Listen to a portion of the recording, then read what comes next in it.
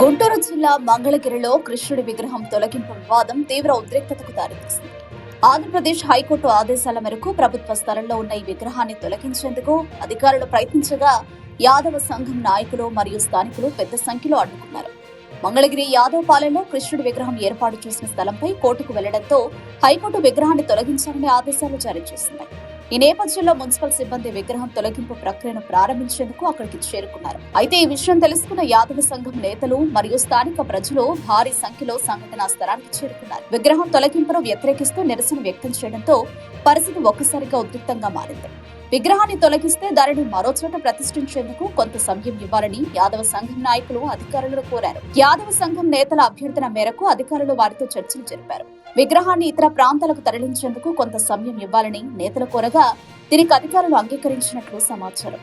చివరికి యాదవ సంఘాల నేతలు విగ్రహం తరలింపునకు అంగీకరించడంతో వివాదం తాత్కాలికంగా సద్దుమణిగింది. అధికారులు చట్టపరమైన ఆదేశాలను అమలు చేయాలని ప్రయత్నించగా స్థానిక ప్రజలు మరియు సంఘాల మనోభావాలు దెబ్బతినకుండా వ్యవహరించడం చర్చనీయాంశమైంది.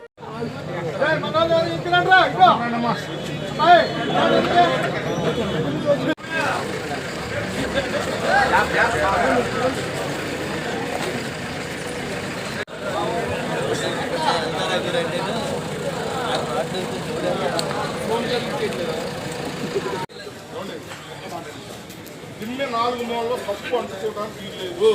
చుట్టూ కొక్కైన్ పెట్టి తీసుకుంటావో ఏం చేసుకుంటావో మా సంబంధం లేదు. ఏదైనా పడేసుకో దిమ్మితో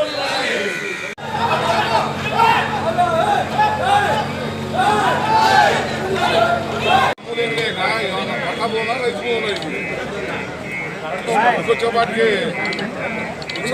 అమ్ముదంటారు కుదరకేగా అందుకోసమే ఇది అడ్డు ఇది అమ్ముదంటారు కుదరలేదని